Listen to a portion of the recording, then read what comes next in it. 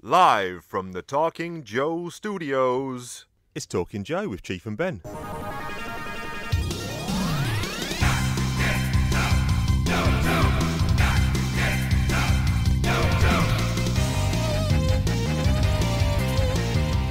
Hey, hey, hey, it's the Chief. I'm joined by my buddy. It's me, it's Ben, I'm here. How are you, my friend? I'm busy.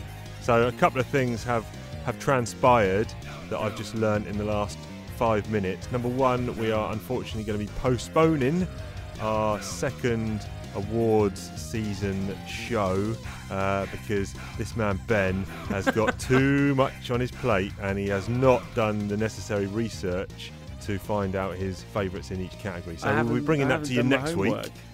He hasn't done his homework. We'll bring that to you next week. And the second thing that's come to my attention is this man has been messaging me. I've been saying, where are you? Let's do the recording. He's like, I've lost my headphones.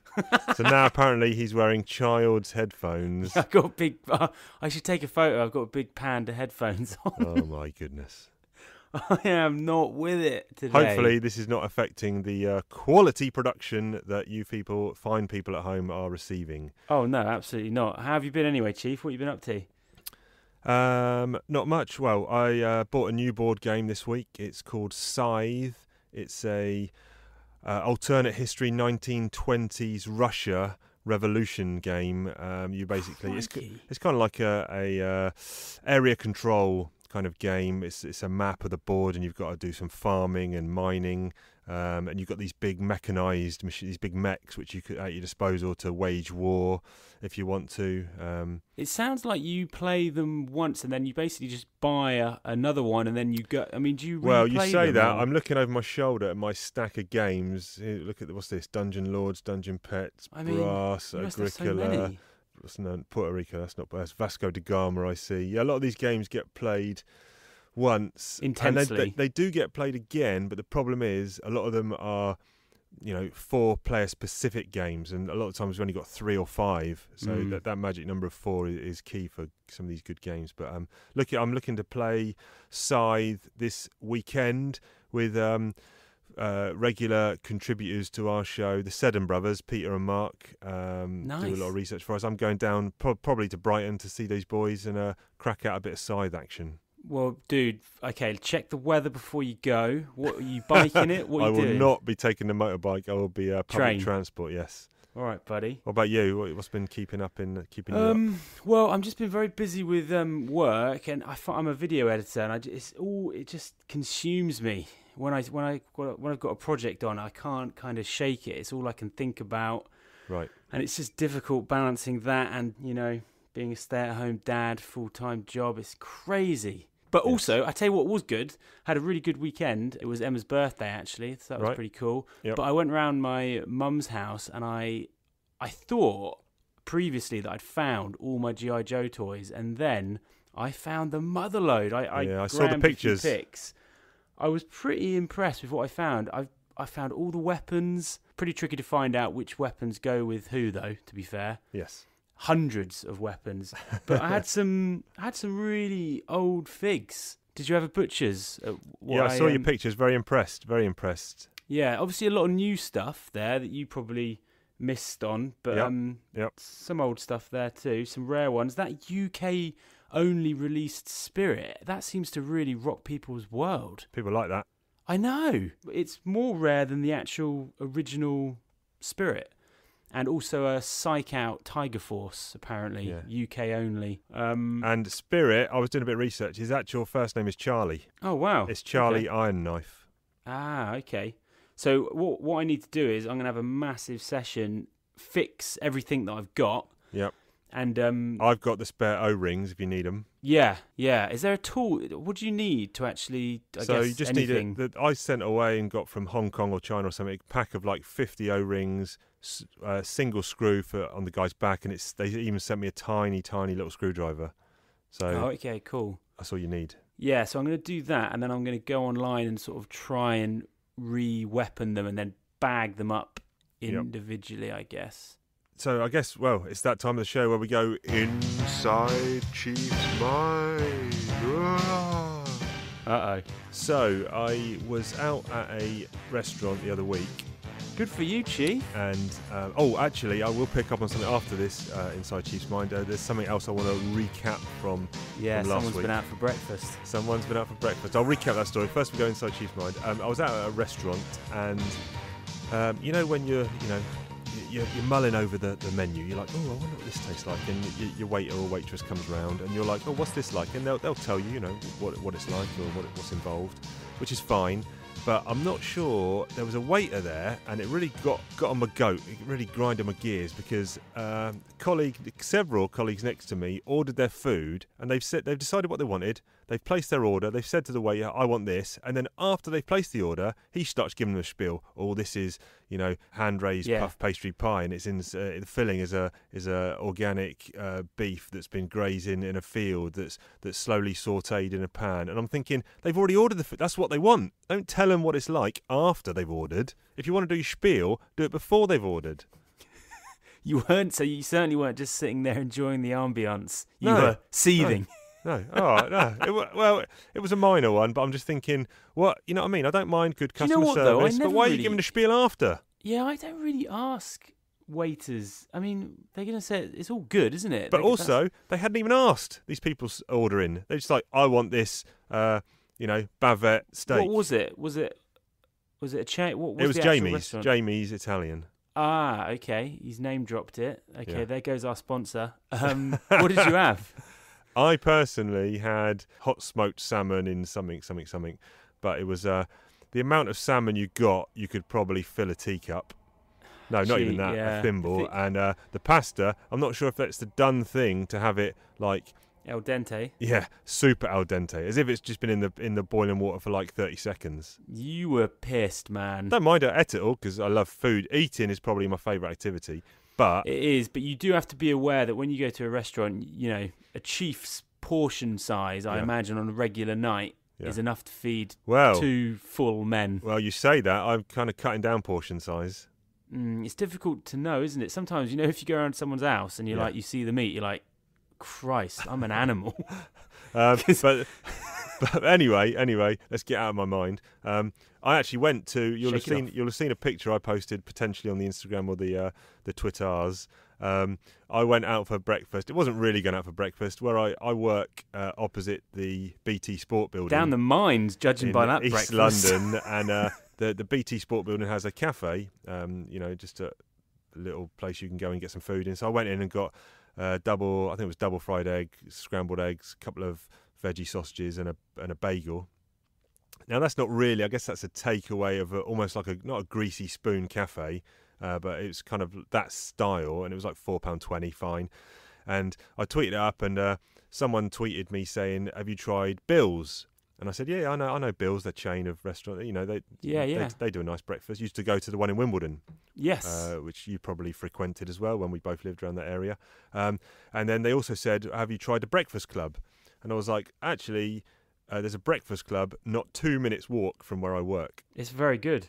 And I said, I've been there once, not for breakfast, but I had a lunch. I had an andouille hash, which was very nice. But I tweeted out saying, look, I don't want to spend, 10 to 12 quid on a breakfast. And who tweeted me back? Only the bloody Breakfast Club themselves.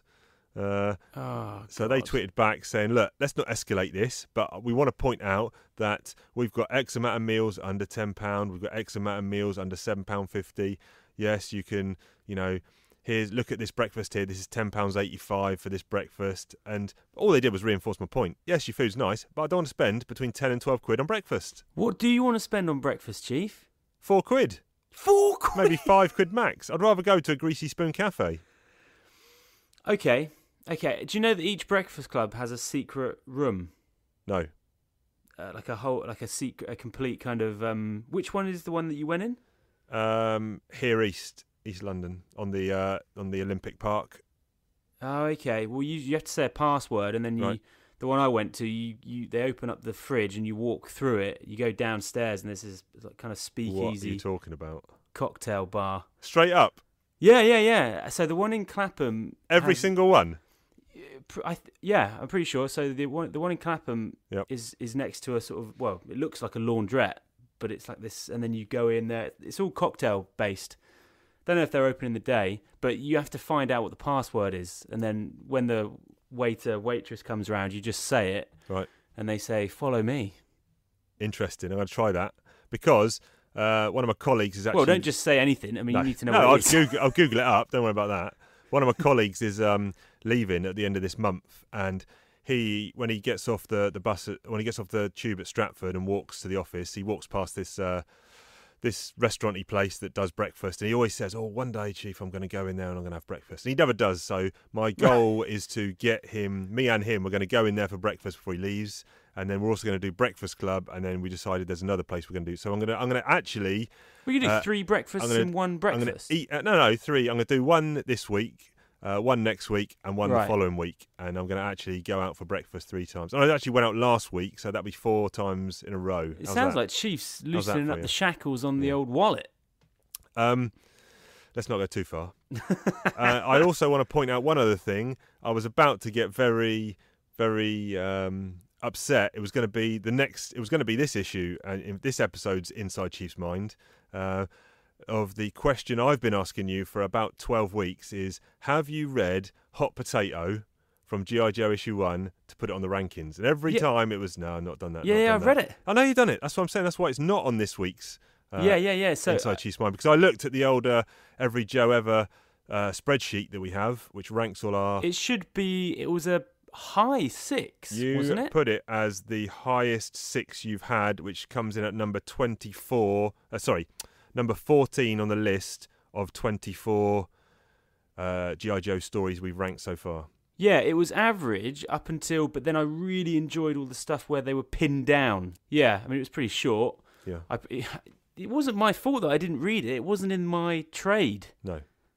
But I had supplied you with a means to read it. Where did you put it? I think long you time gave ago. it a 6 as well, actually. Yeah, I actually gave it a 6, and I have it at number 18 on my list. So you actually rank it better than me. Oh, there you go. You got it as number 14. Anyway, over and done with. Now we're both aligned. We've both ranked all 24 G.I. Joe stories we've reviewed so far. 24 ranked stories from 36 separate issues. Right. Going good. Should we get involved in this week's comics? Yeah, let's do it, Chief. So here we are reviewing or discussing issues 37, 38 and 39. 37 as a one-off. Even though there are elements that are carried over, it's standalone-ish enough to rank it as one, and then like you say, 38 and 39 as a two-parter. Yeah, I'm happy to do that. So here we've got 37. It's a Mike Zeck cover who's been doing a lot of good stuff on the covers. It's indicative of what happens in the comic. You've got a Joe at this point in time with his back to us who we don't know. From looking at the cover, he's someone new. We don't know who he is. Obviously, it's Flint. There's another Joe who is incorrectly drawn on this cover without a moustache. It's Footloose.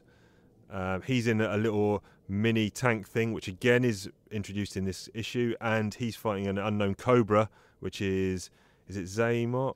And then it's a dragonfly coming in. So yeah, I quite like this cover. Quite action packed. Yeah, it's good cover because I was like, Flint, yes. I've been waiting for him to show up. Yeah.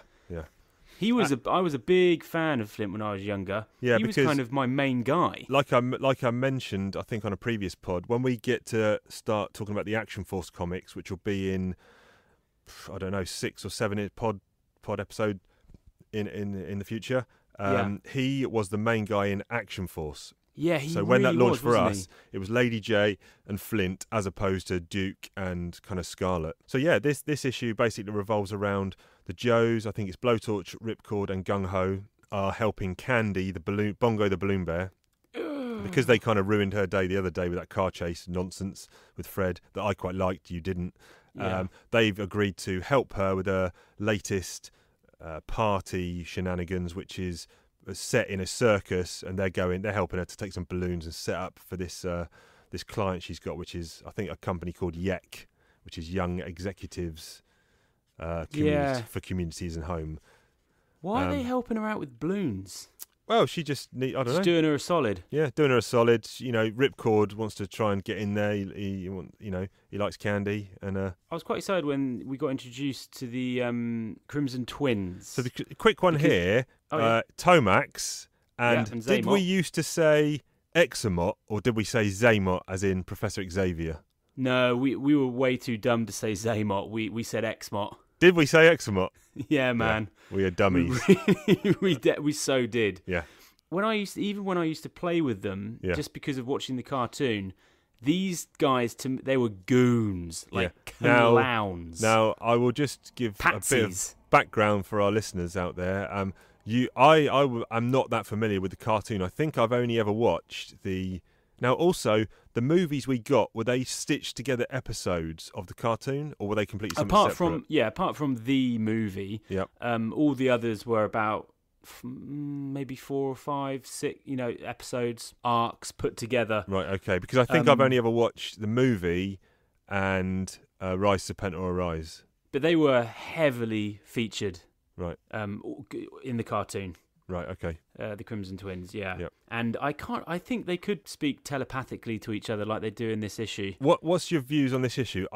Be honest, I'm not overly a massive fan of it. No, I did not like it. Just compared to what we've had so far. There's things in it that I liked. Let's break it down. What bits... So we're talking about the Crimson Twins. They're kind of introduced as, being able to, like you say, telepathically speak to each other. And that first entry, he's like, I can see some of the G.I. Joes, whatever. And he goes, of course you can. I know you haven't got your eyes closed. Or there's some weird bit of speech dialogue where he can also see through his brother's eyes. Yeah, and they can feel each other's pain. Yeah, because when Flint is punching one of them, he goes, it's like I'm punching two people. And one of them's reeling back in pain, who's not being punched. It's a weird dynamic that they haven't really locked in. I'm sure they will, but they haven't really locked in exactly what they can and can't do, I guess. No, so basically here, the Crimson Twins they control the CGs, the Crimson Guards, which again is an introduction of a new... There's so much introduced in this issue of new concepts, etc. And they're just milling around in this theme park, this circus, effectively, doing what I don't really know. They're recruiting, aren't they? Possibly recruiting, I don't know. It's like they've got a little tent and a sort of, Yeah, he's doing some paperwork there, isn't he? They're in full garb. And then obviously the Joes turn up there to help out Candy, and then that's when all hell breaks loose. Yeah, I'm just looking at a panel now, and there is Cobra Commander is kind of having pot shots at the Joes again, isn't he? Well, that's right. From a distance, they've called in Destro, and he's like, the commander's too busy. You see some figures lined up, don't you? But you don't actually see Cobra Commander, do you? Or do you? Yeah, he is in the back. Look, he's that guy at the very back, isn't he, with a rifle standing behind the thing. Okay, yeah. So another, Love that. For me, there's just a lot of firsts in this that made me think. So the vehicle that Flint. No, Zaymot. Oh, the ferret. Tomax have. Yeah, that was the first ever G.I. Joe thing I ever got. Really? The little blue... That little blue... almost four-wheel drive quad bike. Yeah, it had spongy sort of blow-up tyres. It was really cool. Yeah, it was a good vehicle. And the other thing was just a massive fan of Flint, and it's great that he's... So he's introduced at the beginning of the issue. You've got Roadblock and Lady J in some captured single-man-operated HISS tanks. And there's some vehicle whizzing about in the distance, and they've got to try and take him out before he takes them out. And there's a bit where Roadblock goes, 22 seconds, not bad. I'm like, you got taken out, both HISS tanks, in 22 seconds. I'm not sure what planet you're living on, but 22 seconds is not a not bad situation. That's a bad situation. Yeah, and Lady J's a little bit narky with Flint. As always, the female characters seem to not like newly introduced Joe characters, do they? CoverGirl had beef with someone. No, Scarlet had beef with CoverGirl, and then someone else had beef with Scarlet, I think, and then... The other thing, it's disappointing... He's buddies, though. It's referenced that Flint is buddies with Duke. Duke, yeah. He's brought his main man in. I was a bit disappointed that they didn't draw the Crimson Guards in their proper uniform, because we have seen them. That's it. Before. Well, have we seen them? We have. Yeah, seen we them, have. But have we seen them drawn with the headdress, the helmet that we know? I'm not sure. Now, I think we did. In the advert, the TV advert for this issue, they're actually drawn correctly. Whereas they're drawn like the helmet is from the HISS driver, the HISS tank pilot. So I mean, it's possible. It's possible. So here's the other interesting thing: this issue effectively carries directly on from issue 33. it's Frank's. Is it Frank Springer? I think it's Frank Springer on art again, who drew 33. So it's almost like those 34, 35, and 36 that we reviewed last week were inventory issues that they just kind of plugged in. Because what I found was in issue. I think it's in this one. Yeah, in this one, there's a panel where I'm going to just flick to it now, where Candy says something like, "Oh, that car chase we were in." Yeah, here it is, page 3 for me. First of all, I'm no geek. Second, these guys are helping me out because they owe me for absconding with my van and getting me involved in a wild chase. And it's got a little asterisk and it says, "See last issue." Now this is issue 37. Last issue was issue 36, but the chase happened in issue 33. So this was clearly meant to be issue 34. Absolutely. And they bumped it up to 37 for some reason. Now someone has postulated that they needed to slip in because the Dreadnoks had just been released. There was a Dreadnoks commercial on TV, etc. They wanted a Dreadnoks-centric issue, which was issue 35. So they bumped in a couple of inventory filler issues before carrying on with this story. And I think there's some references in another one of the issues that's suggests this should have come directly after 33. There's a really nice page design that I like where they're on the roller coaster. Yep. Flint is scrapping with one of the twins. You know the one I mean, where it's got all the diagonal panels. Yep. Really nice page. Yeah, because those are just to backtrack. Those Hiss tank drawn Crimson Guards. That's when they go into the Hall of Mirrors, isn't it? Basically they're filing these guys in suits and top hats into the Hall of Mirrors, and they obviously undress in their Crimson Guards. One of my favourite pages is the introduction, the page that introduces Footloose. Now, Footloose again was kind of an Action Force heavy character. This is his first introduction into G.I. Joe, and when he'd already been introduced in Action Force, so when this issue was reprinted in Action Force, they changed his name to Longslide. Right. Because Action Force readers had already got to know him as Footloose and been introduced, so they couldn't reprint this issue saying, "Oh, look at this new Joe, Footloose," because he'd already been on the scene. But anyway, he says some weird stuff. This is a great, and this is where Wild Bill's really become one of my faves, because Footloose rocks up. He's got his bags, he's got his papers in his mouth, and Wild Bill's like, "Hold your horses, I'm coming." And then Footloose is played as like a bit of a bumbling fool. Not really G.I. Joe material. And he says something like, "Let's see your orders. Footloose, eh? You're our new bullet stopper." And he's like, "Bullet stopper? ? That's an infantryman's MOS, 11B20. The B stands for bullet stopper. Keep your mouth closed, boy. The flies will get in. Drop your gear and hop in the front seat." Yeah, but what? There's a line of dialogue. And he's like, "We're rising. This is a helicopter, son. That's what they're supposed to do." Yeah, but then he says, but the roof. Yeah, because they're in the pit. They're underground. That roof. Yeah, because it looks like he's tapping at the canopy, and I'm like, what's up with this guy? Yeah. But then it escalates so quickly because they've just flown at the pit. Literally in the next panel, the dragonfly's flying over the circus. Yeah, and he's dropping him into action with. He Flint. drops off. No, he says, "I've got to go and pick up someone." He picks up the armadillo and Flint, and then everything escalates so quickly in this issue. What's left to discuss with it? Big firefights in the circus. No care for civilians. Footloose running around in this armadillo tank, not caring if he runs people over. And the bloody Bongo the bear just ditches. Oh, she's pissed right off. Yeah. She's been involved in yet another action-packed chase fight scene, and she's like, "I just deliver balloons, man." And so, she's ripcord. She's like, "I don't want to see you again," whatever. Done. And the Crimson Twins, he's proper gutted. They escape. Wild Bill's in the Dragonfly, chasing them down, thinks he's got them locked in, fires his heat seekers. They dip out into some sort of tunnel on the beach. And it's a nice gone. last panel with the twins driving off there in the ferret. Yeah. Where to now, Tomax? To see someone about some balloons. So right, how many Yo-Jo Colas, buddy? Yo-Jo's on this one. It's tricky. It was for me the biggest drop-off we've seen in quite a while. But what does that actually mean in G.I. Joe terms? We're not grading against a normal curve. We're grading against a G.I. Joe curve. So I'm tempted to go a low 7. I think you're going to go even lower, maybe a 6. Oh, geez. Yeah. There's no way I'm getting to a 7. I'm going 7 just because of a few key things. Introduction of Flint gives it a bump. Footloose I like, the Crimson Twins, although they're they're hokier than I remembered. You know, this telepathy and being able to feel each other's physical pain, etc., is a bit off. But yeah, I think I'm going to go low 7 for me.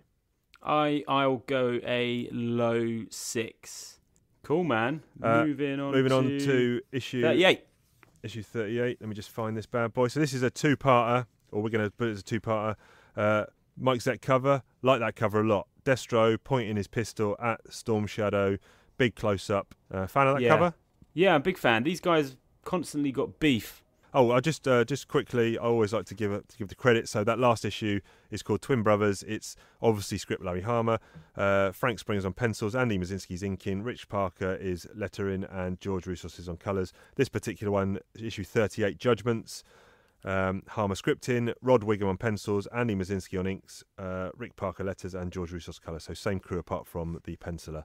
Great opening splash here. So you've got the Cobra banner behind a podium sitting Cobra Commander. All the main hierarchy are sitting in the benches to the side. And then you've got Destro kind of facing down, a kid with his back to us. It's obviously Billy. And now we're picking up that storyline of the assassination attempt.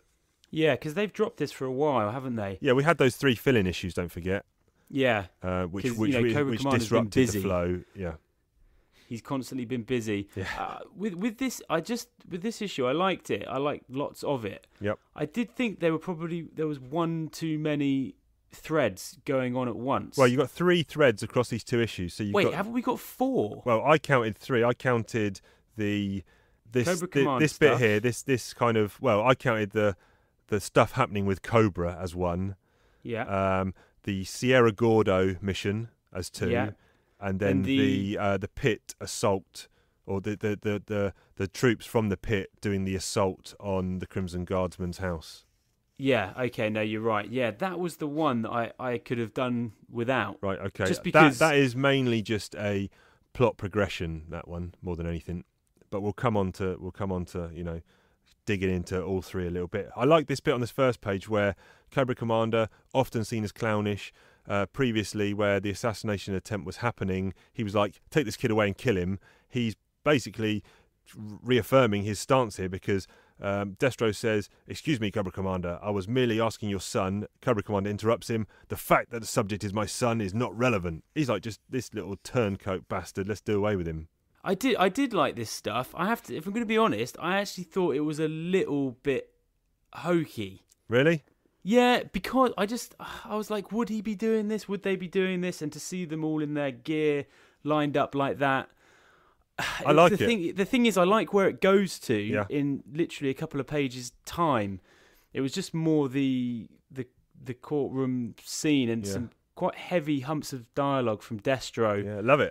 This is my element. This is right in my wheelhouse. Okay. They think Billy might have been brainwashed, by who? Everyone's a potential suspect. They're kind of building that, it's a Miss Marple or a Agatha Christie whodunit kind of thing.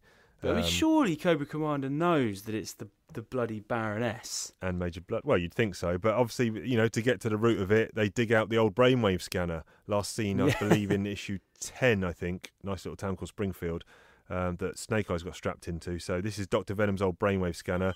They plug Billy into it, and they dredge through his memories, trying to find out, key bits of information to say who was behind this assassination attempt. And all sorts of stuff pops up. Yeah, so he starts blocking things with his memory, to hide the alias of the people behind it, and then he starts bringing back memories of his childhood. And I love all this stuff. It's kind of and it's drawn really well. It's kind of drawn in a kind of washed out yellow sepia, yeah. And you sort of see Cobra Commander as almost like a, he's risen to the top of a town. He's risen to the top of a town. Yep. And it's a little bit.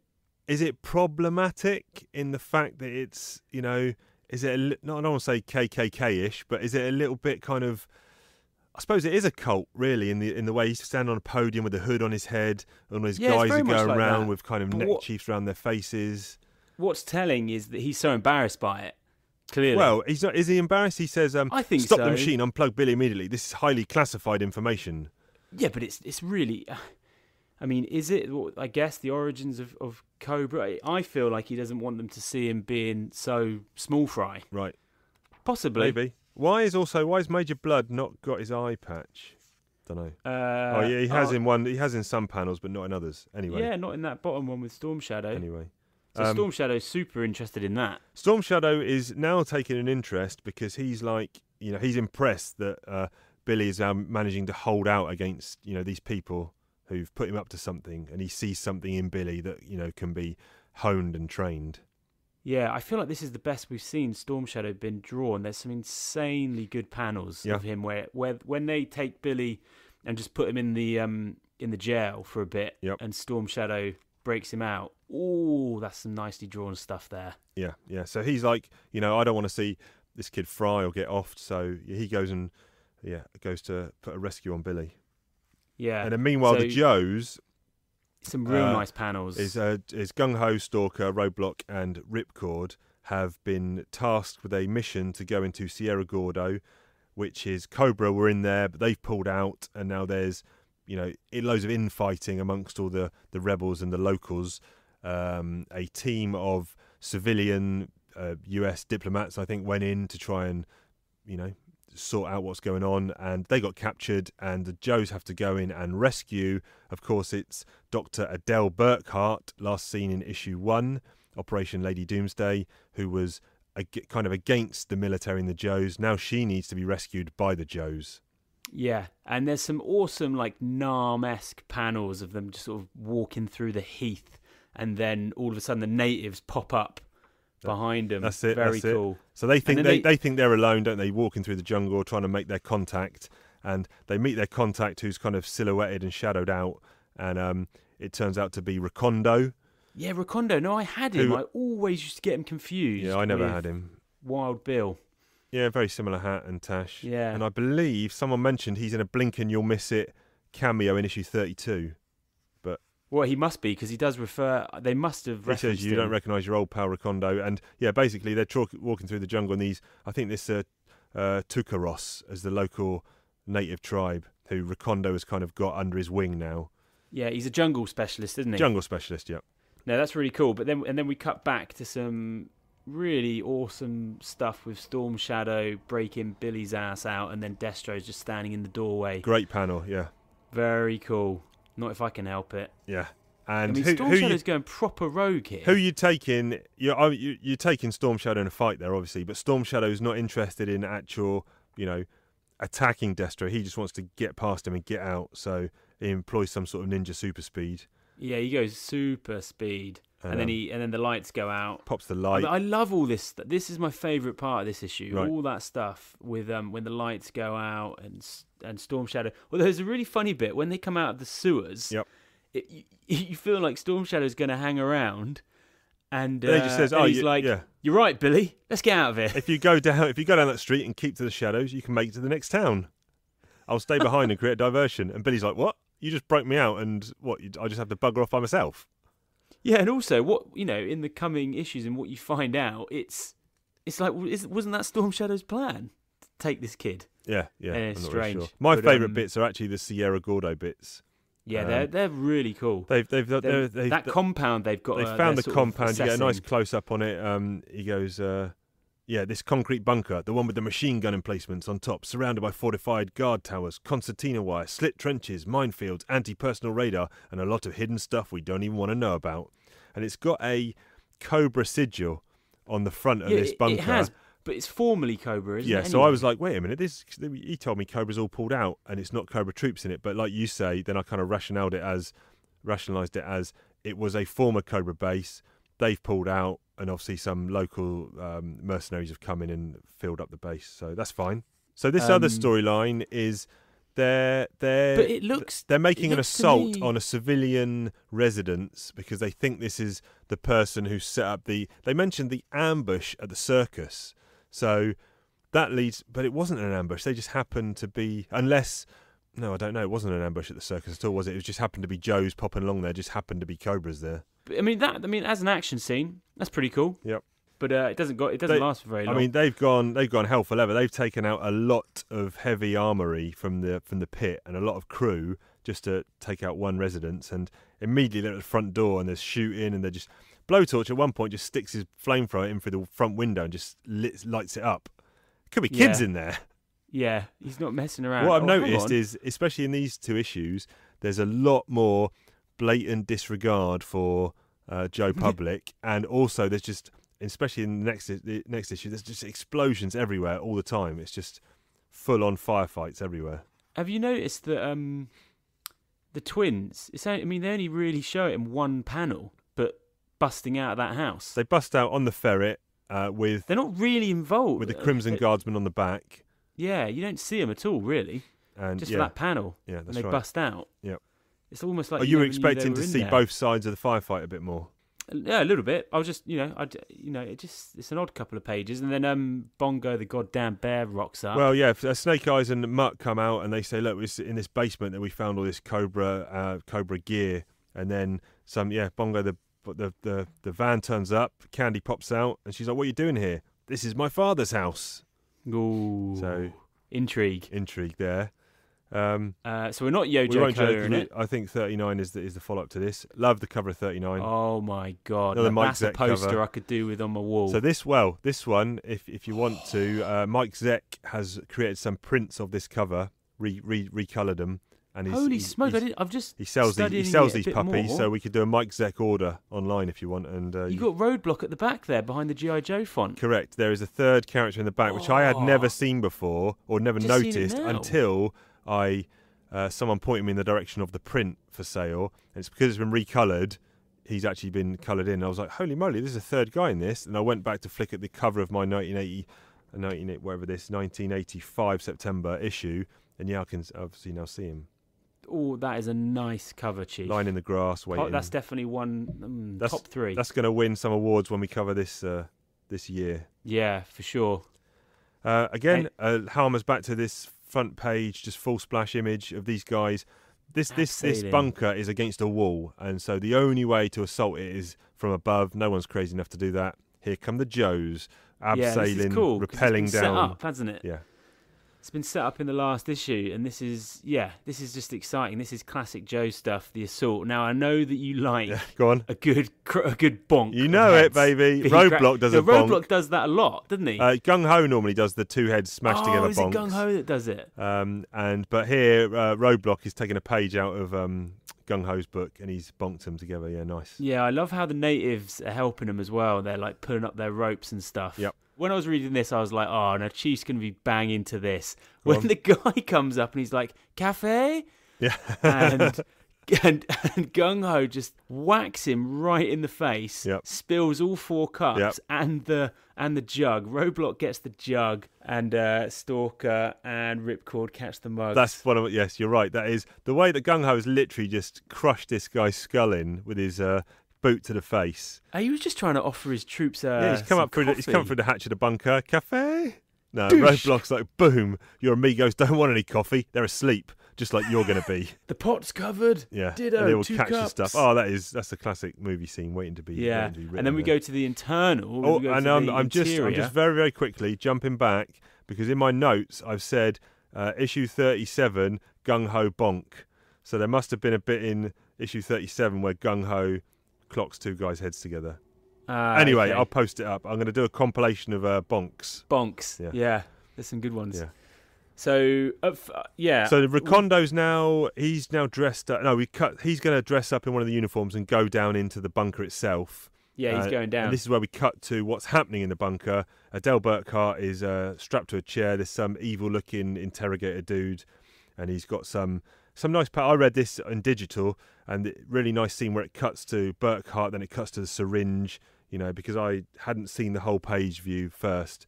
They're going to inject her. It's not sodium pentothal, it's nothing so crude as pentothal. This is sodium amytal, a much more persuasive formula. So I don't know what they're going to stick her with, but... Don't you just love it when they open up the hatch and Stalker just starts...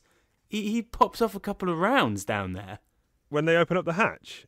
Oh, isn't that what he's going whap, whap, whap. That's Recondo beating him up. Oh, my word. Oh, my goodness. I thought that was Stalker, and I was like, "Jeez!" You thought they've opened up the hatch. Stalker's popped and then his it gun cuts in. down. Yeah. Oh yeah, and then Stalker's coming down. I was like, Jesus. Yeah. Whap whap whap is not a gun sound. That's a fist sound, my man. Oh, anyway, then we've got this Storm Shadow and Billy stuff, and it's like, whoa. Okay. All of a sudden now, Billy He's seems to be a ninja training him. master.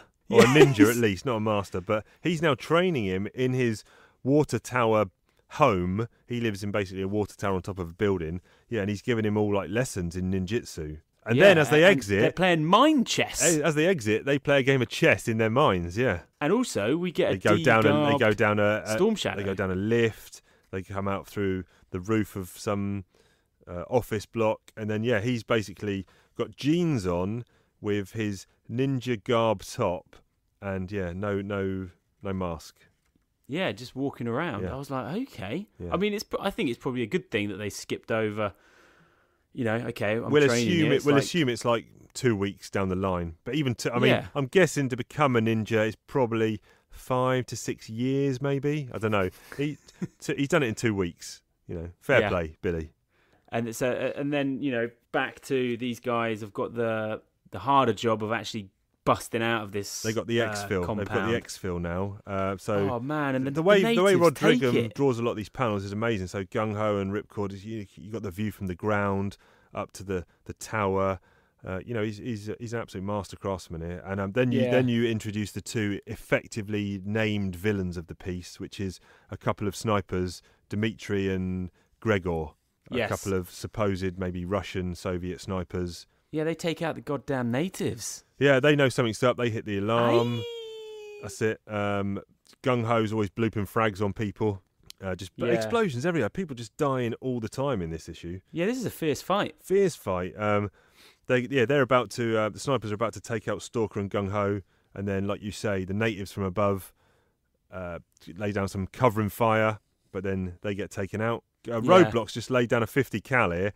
Badoom! More people just blowing up. It's carnage, absolute carnage. They're busting their way out. Yeah. I mean, we do cut back a little bit to Cobra with some heavy exposition here. This is Cobra Commander, Destro and Baroness, yeah? Yeah, that's the bit. Yeah.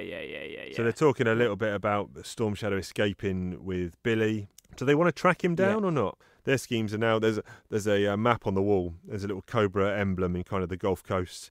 They've got something's up, because remember in issue 36 with the Hydra following the whale, and they said at least our plans for the Gulf Coast haven't been identified, and they're up to something. They're up to something. Don't you love when we cut back to Stalker and the boys? Yep. Recondo's doing some heavy. He's found some native bones and some kind of. He wants to do some sort of peace offering to the river gods and for the Stalker's just like. He said, "We ain't got time for mumbo jumbo."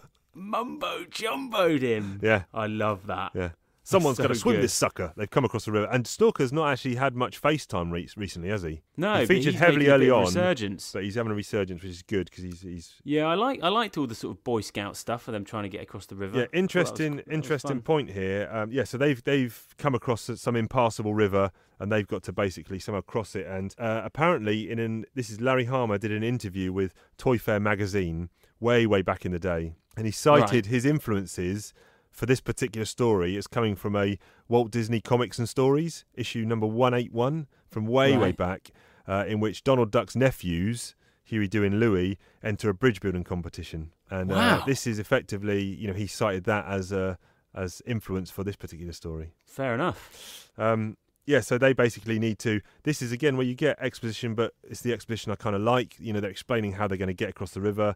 Someone's got to swim across.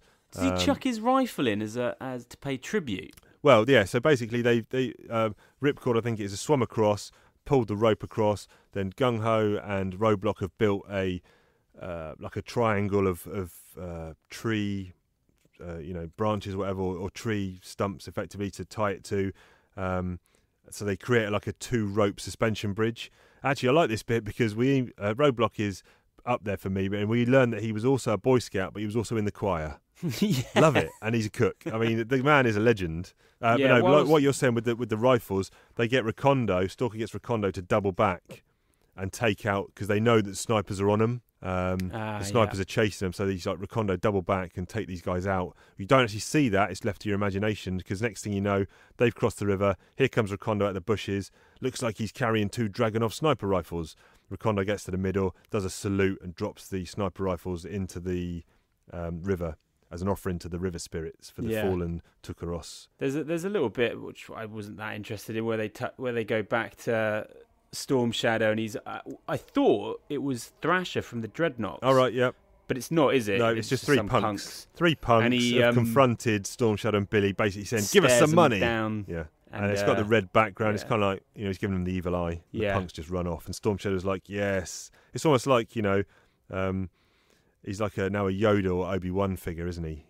It's amazing what 2 weeks of Storm Shadow can do to That's it, baby. Oh, I was going to say man. Yeah. Child. Boy, yeah, Billy. And then we've got a little bit of Duke just drilling Bongo the bear. Yeah, well, drilling, so to speak. How could you not be in on it? How could you not be part of this? Yeah, we found. Look at all this stuff we found in your daddy's basement. We found Cobra surveillance gear, pamphlets, propaganda, organisational charts, survey maps of New Orleans, and the tidal tables for the whole Gulf Coast area. She's like, I have no idea. And we get a little bit of socio-political commentary when we cut back to Sierra Gordo, because they're drilling her. Adele Burkhart, she's like, is she having a change of heart? She's like, I really would have preferred to die than have others die to save me. And Ripcord's having none of it. Thanks a heap, Miss Goody Two Shoes. Nobody asked you to come down here and stir up trouble. And Stalker kind of lays down the law. He's like, Well, first though, I like the way that there's a pig in the background as well, right behind Ripcord's shoulder, and a chicken on his lap. And Stalker kind of says, look, you've got your views, she's got hers. Who's to say who's right and wrong? Let's meet in the middle somewhere. Yeah, man, I like that. Yeah, he speaks the truth. Yep. I bet you like that panel of Wild Bill coming in with a big thumbs up and Wild Bill chewing Wild on Bill. I'll give you a sneak preview. Toothpick. I'll give you a sneak preview when we do our awards next week, which should have been this week. Wild Bill may feature heavily in my favourite Joe character slot. Okay. I'm not saying he's at the top, but he might be in there because he's had. Actually, no, he won't be, because this is issue 39 and we're not covering it, and I like him from 37 and we're not covering that. We're only covering issues 16 to 30. So yeah, I'll have to revisit that.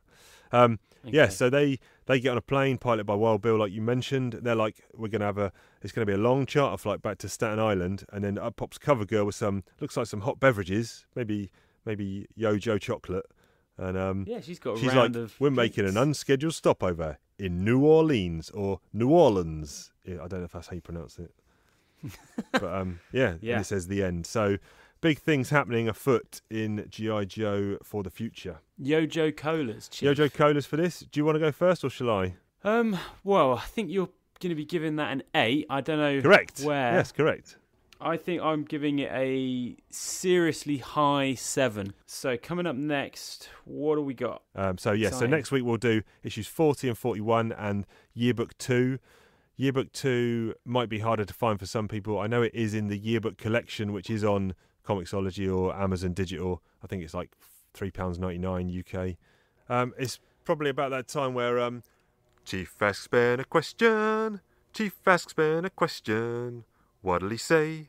What'll he do when Chief asks Ben a question? What is your favourite Pixar movie? Do you know what, man? Pixar are great, but I'm just a bit fed up of that being people's high watermark for kids' films. I'm going to interject there. I'm not sure people do anymore. I think for the first 10 years of Pixar, yes, because what was the competition? But now, Well, look, so the Oscars are coming up, and if Incredibles 2 wins Best Animated Film and Spider-Man Into the You're going to cry a river. Done with Pixar. I'm not. They're safe, aren't they? I'm not a particularly massive fan of even the first. I haven't seen the second one, but the first one, it's like meh. Whoa! You like it, do you? I thought that would have been your all-time favourite Pixar film.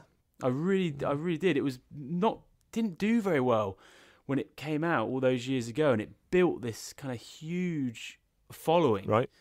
And obviously they made the sequel, and that was massive. But okay, favourite Pixar film, I'm going to go I wouldn't even know most of the recent ones. Monsters, Inc. Monsters, Inc. That's your favourite, okay. Yeah, but I mean, you're right. For that first sort of 7 years, they're all great. Yeah. But I don't know if they're innovating anymore. No. Does that answer your question, Chief? Yeah, that'll do. Dude, did you get that photo I sent you this week, by the way? I did, yes. How good was that? Ben sent me a photo of old school Chief with your brother Gav sitting in the car. I had some kind of green and blue check jacket on. And you look like Vince McMahon. It was so baggy. It looked like Vince McMahon, or I thought I was trying to look like your man out of Miami Vice. Crockett. Oh, Don John. Yeah, Crockett. Yeah. I don't know if me and him were going out somewhere or not. I think you were. It was some sort of ball. Jeepers. So what I was actually doing, I went back to my mum's to look for photos, G.I. Joe setup photos. Oh, yeah. So I got didn't find any. And then I started going under the bed and I found all the actual toys. Yeah, better. Probably a better result. Oh, it was so fun. Because I had about maybe 60, 70, and you just look at each one. Yep. And like so many memories. I found a road pig, which always reminds me of you because I feel like you basically had the same sort of haircut and physique for a little while. I'll take that because he was stacked. Blockhead. Yeah, blockhead. Yeah. Basically, that he was Dreadnought, wasn't he? It was Dreadnought. Yeah, they used to call. I did have a haircut like road pig, and it got me not into trouble. But on my first day of school at Cranbourne Middle School, I'd have been, I don't know, 9 maybe, and first day at school, I'm the only kid at my bus stop. I'm the last bus stop before the school bus gets to school. I'm the only kid there because I lived in a tiny village with about 6 houses, and I've got on the bus. It's a 53-seater school bus, and of the 53 seats, I'd probably estimate there's around 75 kids on that bus, so there is no seat space, like 3 to a double seat. I've got on, like Forrest Gump. I got on, and they're the sixth form kids at the back of the bus, the big kids, basically weakness. Shouted out, "Look at him! He's got a square head. Let's call him Blockhead." Now that is day one of school. What does that do to a man? To a boy? Yeah, that's deep-seated issues. But I kind of respect that kid because that is quick thinking, and I admire his wit. Right. To just get that, because that is iconic. Yeah. I was called Block. I was called Block for like 5 years. Yeah. Hey, Blockhead, how you doing? Now, I think in the States, Blockhead, is that an insult? I'm not sure. I mean, it probably was an insult when the kid was shouting at me. He meant it as an insult, but Blockhead isn't a used terminology in the UK. No, that is new to our lexicon. Yeah. We brought it over. That kid brought it over to the UK shores right in that moment. My mum still uses it and says, old blockhead. Does she? And sort of in like a term of endearment. Right. Like, it's hard. It's such a hard-edged word. Well, she tries to make it sound sweet and nice. Yeah. It became one of those things where after, a year or so, it's you roll with it. It's fine. You don't mind it. Except blockheads don't roll. No. But there you go, yeah. If you want to get hold of us, all the usual places, talkingjoecomics@gmail.com. You can find us on Instagram, Talking Joe Comics. Twitter, it's talking_Joe. Facebook is Talking Joe, a G.I. Joe podcast. Get in touch, let us know what you feel. We put out a shout out on the Instagram to say we have the upcoming awards show, which now we will definitely do it next week, and that is covering issues 16 to 30. So that's the tail end of. I was getting my tux dry cleaned. The tail end of 1983 and all of 1984. We're going to cover, and we have 4 categories at the moment, which are best single issue, best cover, favourite Joe, and favourite artist. And we put it out there to say if you want to recommend, we want a new category. If you can recommend one for us, we've had a couple of suggestions. At the moment, we have one in mind that we are going to use. We won't spoil it now, unless some other suggestions come in for different categories. We've got the 5th one we're going to be using. Listening next week when you will hear what that's going to be, and where we dish out we need a name for it, not the Golden Globes or the statues. We'll come up with a name. It's better that it's next week because I think it's the Oscars on Sunday. Okay, we can have a party then. I don't know, Possibly. Awards party, and we'll come up with a name for these statues we're going to give out. Golden Joes. You need get something better than that. Yeah. Yes, that is it. Also follow me on Instagram, Ben Flying Retro. This week, every day, I'm doing a different retro toy. Nice. So started already?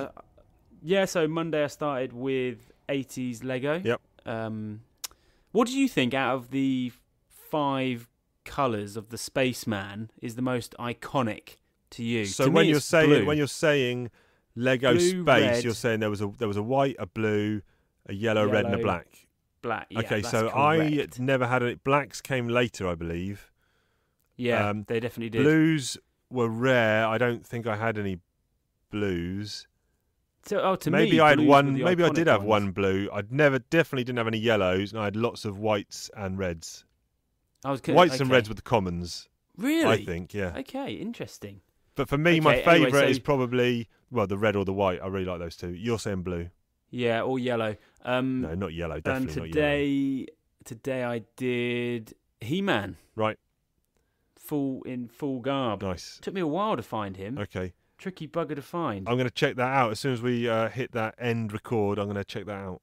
Yeah, I tell you, man, when you start dipping your toes into this retro toy collecting, gaming, it's it's costly. It is costly, yeah, it's costly. Oh, and stay tuned next week. I will post up some pictures. I have decided to get back into painting my miniatures, specifically Star Wars Imperial Assault, because I actually want to hook up with you at some point, and our buddy Dave, and I want to have a Star Wars Imperial Assault session, but I want to have all the figures painted. So I'll let you know next week. I just painted Bosk the other day.